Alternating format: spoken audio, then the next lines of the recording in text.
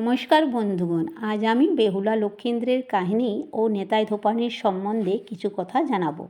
বাংলার লোককথার ইতিহাসে এক অমর কাহিনী বেহুলা ও লক্ষীন্দ্রের গল্প। এই গল্পে রয়েছে ভালোবাসা, ত্যাগ আর দেবতার প্রতি অটল বিশ্বাস। আর এই কাহিনীর একটি গুরুত্বপূর্ণ চরিত্র হলো নেতাই ধোপানি। এবার গল্পটা শুরু করা যাক। লক্ষীন্দ্র ছিলেন চাঁদ সওদাগরের পুত্র। মনসা দেবীর অভিশাপে বিয়ের রাতে একটি বিষধর সাপ এসে দংশন করে। সব চেষ্টা ব্যর্থ হয় এবং লক্ষীন্দ্র প্রাণ হারান।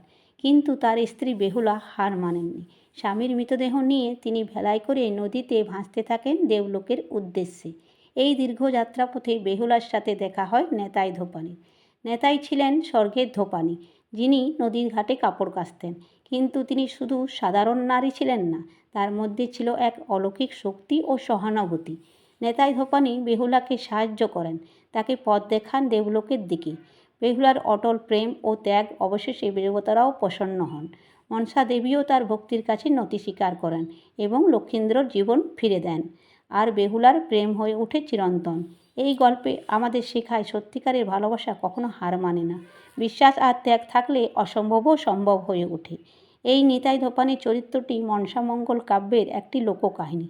তবে লোককথা ও মানুষের বিশ্বাস অনুযায়ী এই গল্পের ঘটনাস্থল ধরা হয় পশ্চিমবঙ্গের রাজ্যের হুগলি জেলার ত্রিবেণীতে বাঁশবেড়িয়ার কাছে অবস্থিত এই নেতাই ধোপানির ঘাট।